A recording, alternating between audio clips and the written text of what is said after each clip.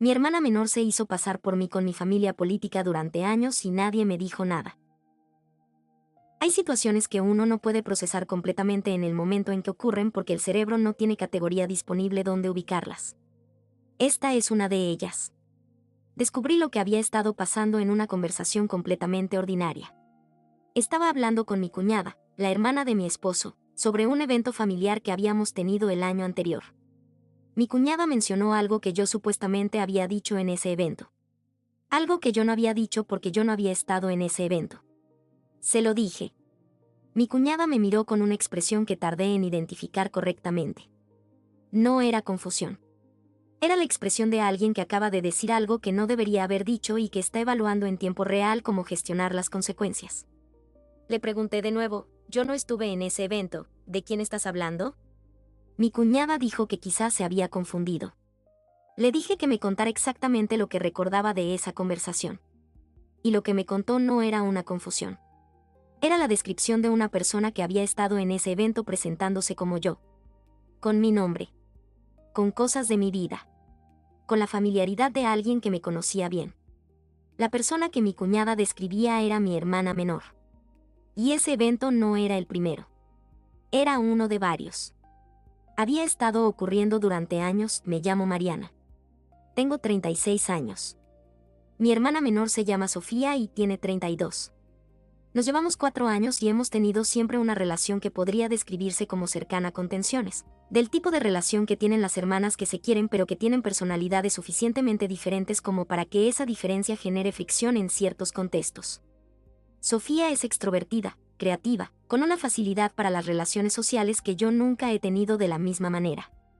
Yo soy más reservada, más directa, menos hábil en los contextos sociales que requieren adaptación a diferentes audiencias. Esa diferencia entre nosotras es parte de quienes somos y siempre había sido parte de la dinámica entre las dos sin que generara ningún conflicto declarado. Mi esposo Roberto y su familia llevan en mi vida unos 8 años. Roberto tiene 2 hermanas y sus padres viven en la misma ciudad que nosotros. Son una familia que valora las reuniones, los eventos compartidos, la presencia cotidiana de sus miembros en la vida de los demás. En los primeros años de mi relación con Roberto, mientras construíamos nuestra vida juntos y mientras yo aprendía a navegar la dinámica de su familia, había periodos en que yo no podía estar presente en algunos eventos familiares por razones de trabajo o de logística. Sofía, que conocía a Roberto y que tenía más disponibilidad que yo en esos momentos, a veces venía con Roberto a esas reuniones familiares en mi lugar. Eso era lo que yo sabía. Sofía venía a algunas reuniones con Roberto cuando yo no podía. Lo que yo no sabía era lo que pasaba en esas reuniones. No sabía que Sofía no se presentaba como Sofía. Que se presentaba como yo. Que usaba mi nombre. Que cuando alguien le preguntaba algo sobre nuestra vida juntos, Roberto y la mía, respondía como si fuera yo quien respondía. Que había construido con la familia de Roberto una versión de mí que no era yo sino una versión que Sofía interpretaba con sus propias ideas sobre cómo era yo y sobre cómo habría respondido yo.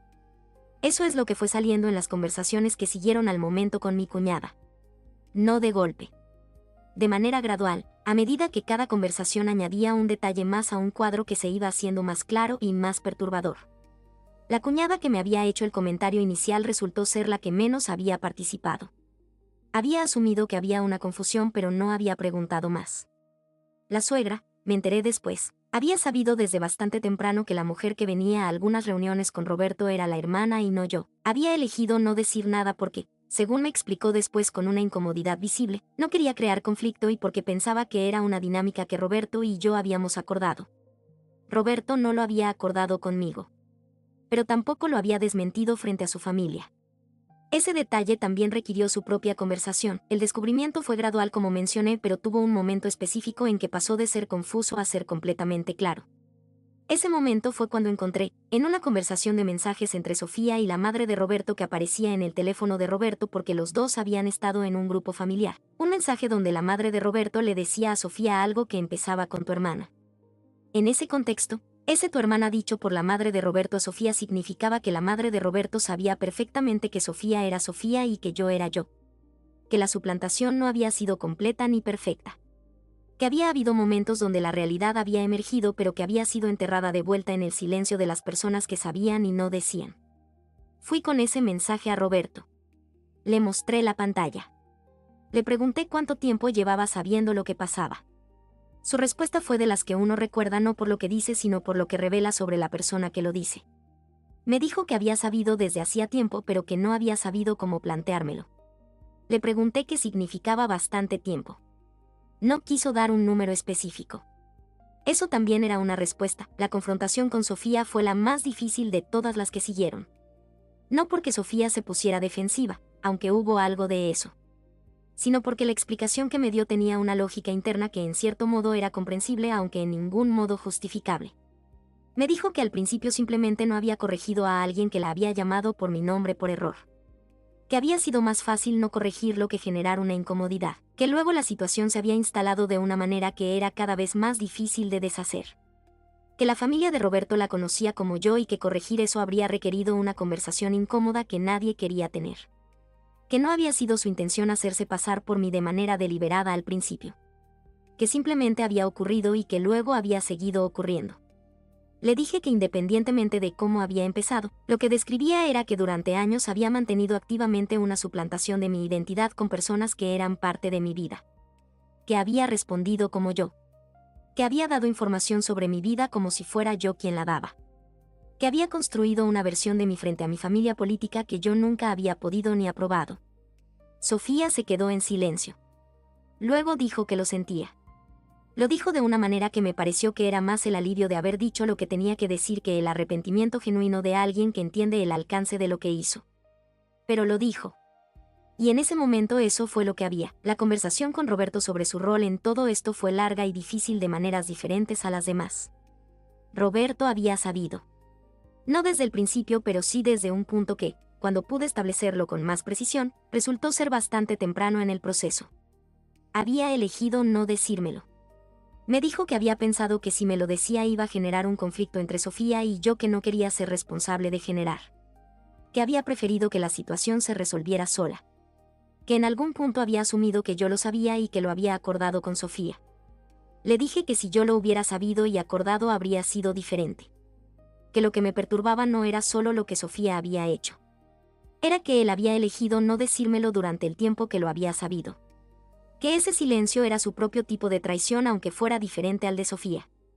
Roberto lo escuchó. Dijo que tenía razón, que debería haberme dicho algo antes. Que lo sentía. Ese lo sentía fue más completo que el de Sofía. Más genuino, o al menos eso me pareció en el momento. No resolvía el problema pero lo nombraba con más precisión. Lo que siguió fue un proceso de meses donde reconstruí con más detalle lo que había ocurrido durante años. No porque necesitara saberlo todo, sino porque algunas piezas seguían apareciendo de maneras inesperadas y era mejor tener el cuadro completo que seguir encontrando detalles nuevos de manera aleatoria. La suegra me contó que había habido al menos una conversación donde la madre de Roberto había preguntado a Sofía sobre algo de mi vida y que Sofía había respondido con una incertidumbre que revelaba que no sabía la respuesta, con seguridad. Que en ese momento la madre había entendido que algo no cuadraba pero que había preferido no preguntar más. Que en la familia de Roberto había existido una especie de acuerdo tácito de no nombrar lo que todos notaban porque nombrarlo habría requerido una conversación que nadie quería iniciar. Eso también me perturbó de una manera particular. No solo que Sofía lo hubiera hecho, sino que toda una familia había convivido con el conocimiento de que la persona que venía con Roberto no era exactamente quien decía ser y había elegido el silencio de manera colectiva. Ese silencio colectivo decía algo sobre cómo funcionaba la familia de Roberto que también requirió su propio procesamiento. Con Sofía la relación cambió de una manera que fue inevitable y que todavía no está completamente estabilizada.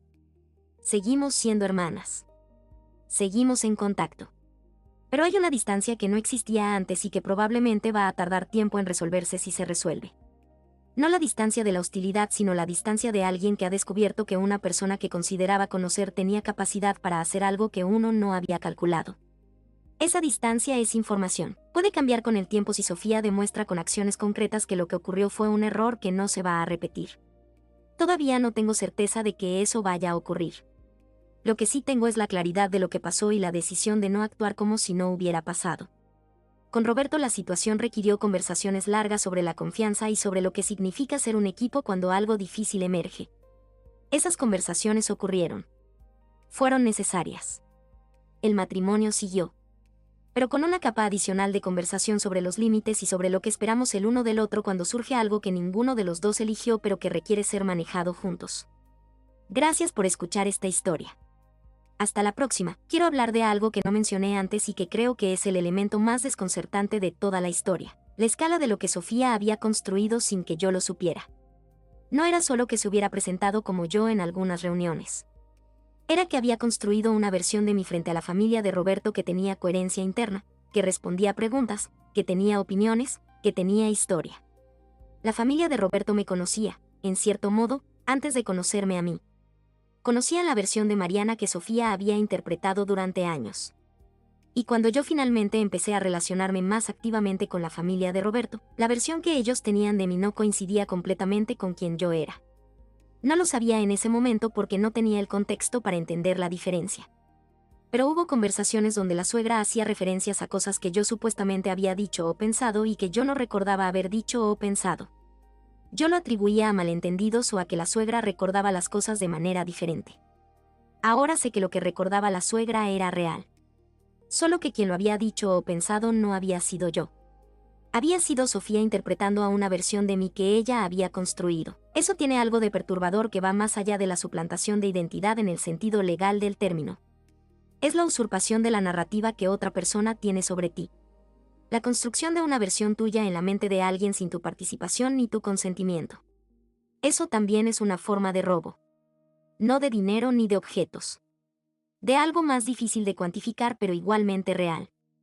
Hay algo sobre Roberto y su silencio que quiero examinar con más cuidado porque creo que es la parte de la historia que más complejidad tiene. Roberto no inició la suplantación. No fue quien sugirió que Sofía se presentara como yo.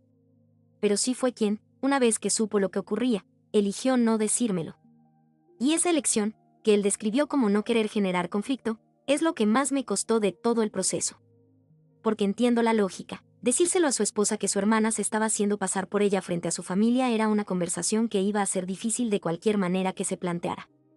Había un potencial real de conflicto entre Sofía y yo, de incomodidad en la familia de Roberto, de todo tipo de consecuencias que Roberto claramente no quería ser el detonante de generar. Eso lo entiendo. Lo que no puedo hacer es entender y también validar. Porque al elegir el silencio para evitar ser el detonante del conflicto, Roberto eligió dejarme en una situación de ignorancia sobre algo que afectaba directamente mi vida y mis relaciones. Me quitó la opción de tomar decisiones informadas sobre cómo relacionarme con su familia, sobre cómo manejar la dinámica con Sofía, sobre qué versión de mí misma se presentaba en los contextos que importaban. Esa elección, aunque hecha con la lógica de evitar el conflicto, era en sí misma un tipo de traición de la confianza que se supone que existe entre parejas.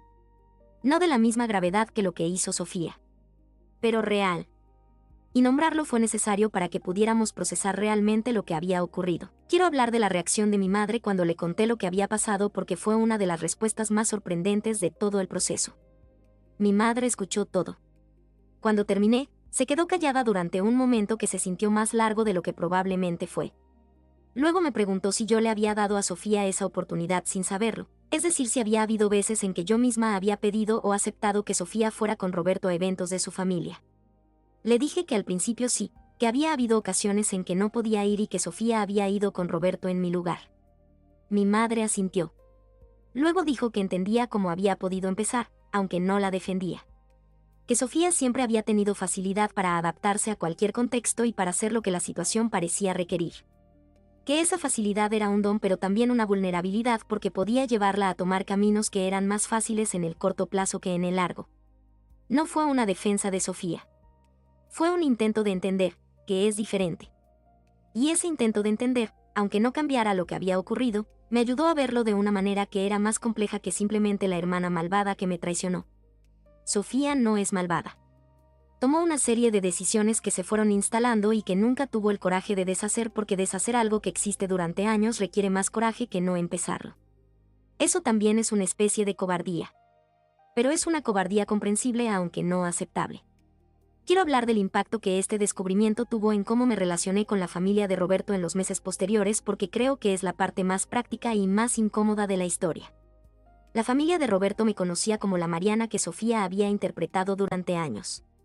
Y yo tenía que relacionarme con ellos sin saber exactamente qué versión de mí conocían. No podía preguntarle a cada persona cuáles de sus recuerdos de conversaciones conmigo eran realmente conmigo y cuáles eran con Sofía. Eso habría sido imposible logísticamente y también habría requerido que cada miembro de la familia reconociera explícitamente lo que había callado durante años, lo cual no podía esperar de todos ellos. Lo que sí podía hacer era construir desde ese momento en adelante una relación que fuera genuinamente mía. Que las conversaciones que tuviera con ellos a partir de ese punto fueran conversaciones reales con la Mariana real. Que si había diferencias entre la versión que conocían y la que iban conociendo, esas diferencias se fueran aclarando de manera natural a través del tiempo y la relación. Eso fue lo que hice. No de manera declarada. Simplemente siendo quien soy en cada interacción.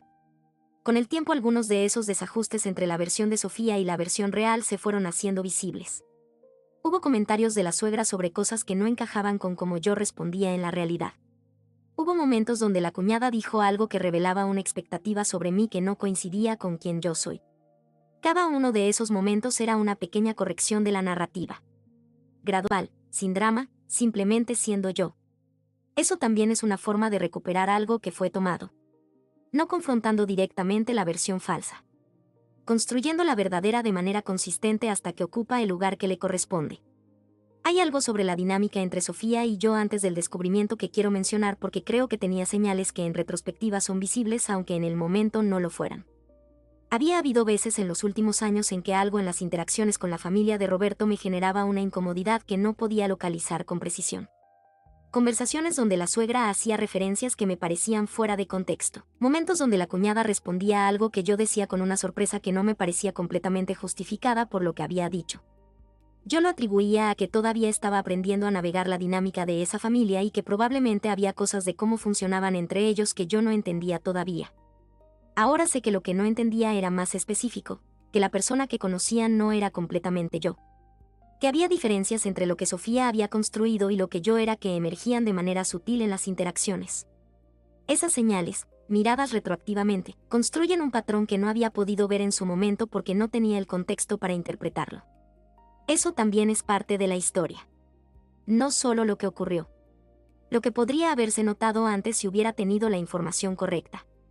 Y lo que la información correcta, cuando finalmente llegó, permitió que se viera. Voy a hablar de algo que creo que es el resultado más positivo de todo este proceso aunque no sea obvio como positivo desde afuera. La conversación que tuve con Roberto sobre su silencio fue también la conversación donde hablamos más honestamente sobre nuestra relación que en cualquier momento anterior. No de los hechos específicos del episodio, sino de cómo funcionamos juntos cuando algo difícil emerge. De qué significa estar en el mismo equipo. De que esperamos el uno del otro cuando la situación requiere que uno de los dos diga algo incómodo. Esas conversaciones, aunque generadas por algo doloroso, establecieron algo que no había estado completamente establecido antes, un lenguaje compartido para hablar de situaciones difíciles. Una expectativa mutua de que cuando uno de los dos sabe algo que el otro necesita saber, lo dice aunque sea incómodo decirlo.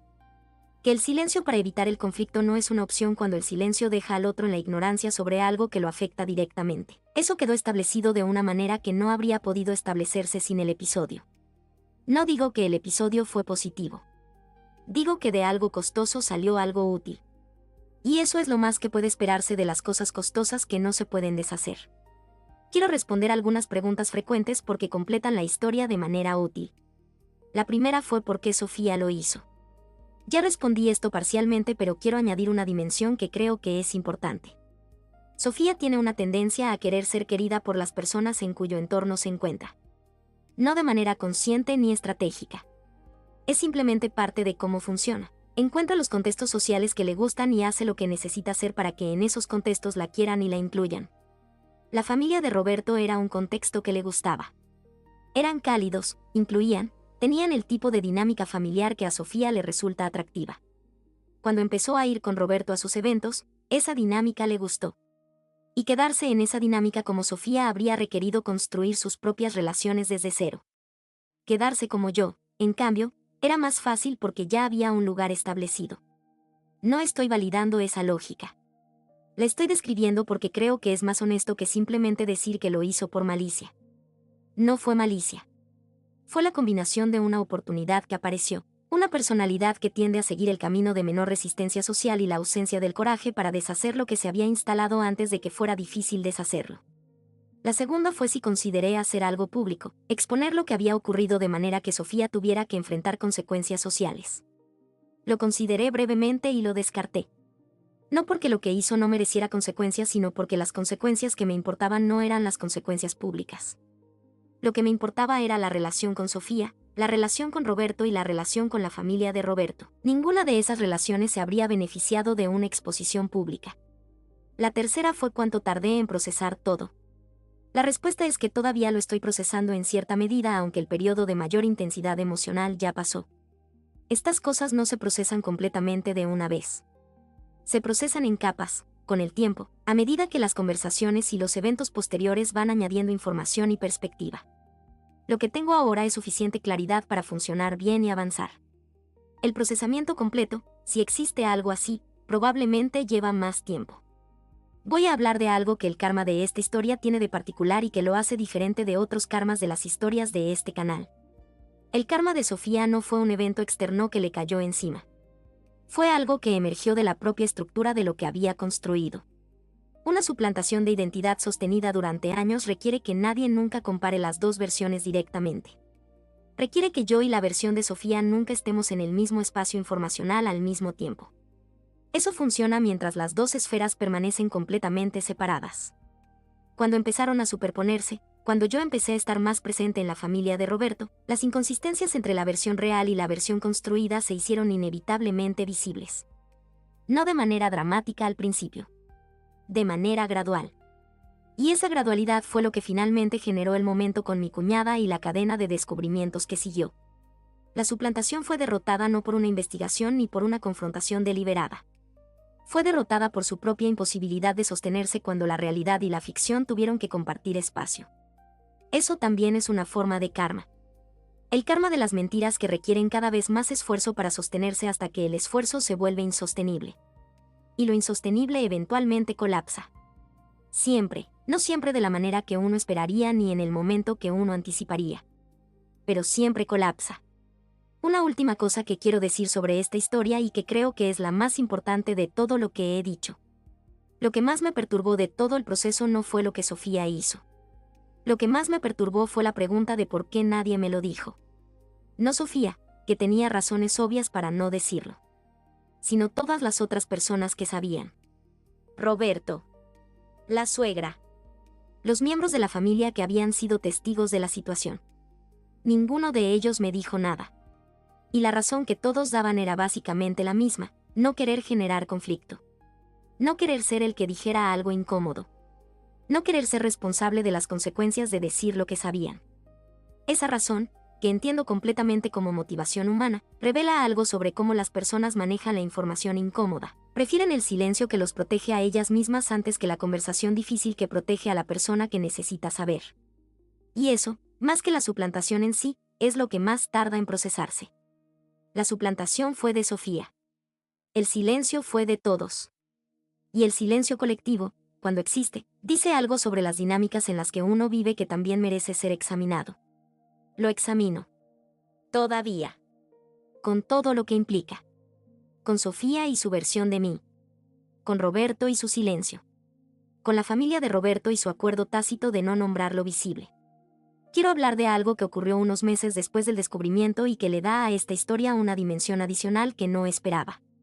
Sofía y la familia de Roberto se seguían viendo. No de la manera en que se veían antes porque la situación había cambiado y todos lo sabían, pero sí de manera que seguían teniendo contacto a través de Roberto y de los eventos familiares. En uno de esos eventos, al que fui yo esta vez, observé la interacción entre Sofía y la suegra de Roberto. Había algo en esa interacción que era diferente de lo que yo habría esperado si la situación hubiera sido simplemente la del episodio que yo ya conocía. Había una familiaridad entre ellas que no podía explicarse solo por los años de suplantación. Era la familiaridad de dos personas que habían construido una relación propia, con su propio registro, con sus propias referencias. Sofía y la suegra de Roberto se conocían. No como Sofía haciéndose pasar por Mariana. Como Sofía y la madre de Roberto que habían pasado tiempo juntas durante años. Eso me generó algo que tardé en identificar correctamente, algo parecido a la tristeza. No porque esa relación existiera. sino porque su existencia revelaba que había habido algo genuino entre ellas que había existido en paralelo a la suplantación y que yo había sido excluida de conocer. No por malicia directa de la suegra, sino como consecuencia de una situación que nadie había decidido resolver. Eso también es parte de la historia. Lo que se construyó a los espacios de la suplantación que tenía su propia realidad más allá de la mentira. Las mentiras a veces generan cosas reales. Y esas cosas reales también tienen que ser procesadas cuando la mentira se deshace. Hay algo sobre la manera en que me relaciono con Sofía ahora que creo que es honesto mencionar aunque sea difícil de articular. Sofía sigue siendo mi hermana. La quiero. Hay cosas de ella que admiro genuinamente y que siguen siendo parte de por qué nuestra relación tiene valor para mí. Pero hay también un registro nuevo en esa relación que antes no existía. El conocimiento de que Sofía es capaz de hacer algo así. No por maldad. Por la combinación de características que describí antes, la facilidad social, la tendencia al camino de menor resistencia, la dificultad para deshacer lo que se ha instalado. Esas características no desaparecieron porque el episodio saliera a la luz. Siguen siendo parte de quién es Sofía, y relacionarme con Sofía ahora significa relacionarme con quién es Sofía completa, incluyendo esas características. Eso requiere un tipo de atención que antes no necesitaba. No desconfianza activa, sino la conciencia de que hay ciertas condiciones en que Sofía puede tomar caminos que yo no habría tomado y que no estoy dispuesta a ignorar si los veo surgir de nuevo. Eso es lo que significa relacionarse con alguien después de haber descubierto algo significativo sobre cómo funciona. No con hostilidad. No con ignorancia. Con los ojos abiertos. Y con el cariño que sigue existiendo porque el cariño y los ojos abiertos pueden coexistir aunque no siempre sea cómodo que coexistan. Quiero terminar con algo que sucedió hace poco y que le da a esta historia el cierre más perfecto que podría tener. Roberto y yo estábamos en una cena con su familia. Yo estaba completamente presente, siendo completamente yo misma. En algún momento de la noche la suegra de Roberto dijo que era bueno tenerme ahí. No de manera ceremoniosa ni con ninguna referencia explícita a nada. Solo eso, que era bueno tenerme ahí. Con el tono de quien dice algo que tiene más capas de lo que las palabras explícitas capturan. La miré. Asintió levemente. Seguimos con la cena. Ese momento pequeño, sin drama ni declaraciones, fue el más cercano a un reconocimiento de lo que había ocurrido que iba a recibir de la familia de Roberto. No fue una disculpa. No fue una explicación. Fue simplemente el reconocimiento de que yo estaba ahí y que eso era diferente de lo que había existido antes. Que la persona real finalmente ocupaba su propio espacio. Eso también es suficiente. No es todo lo que habría podido esperarse. Pero es lo que hay. Y a veces lo que hay, cuando es honesto aunque sea pequeño, vale más que lo que podría haber sido pero no fue. Gracias por escuchar esta historia. Con Sofía y su facilidad social que la llevó donde la llevó. Con Roberto y su silencio que requirió su propia conversación. Con la suegra y su era bueno tenerte ahí que decía más de lo que decía. Con todo eso. Hasta la próxima historia.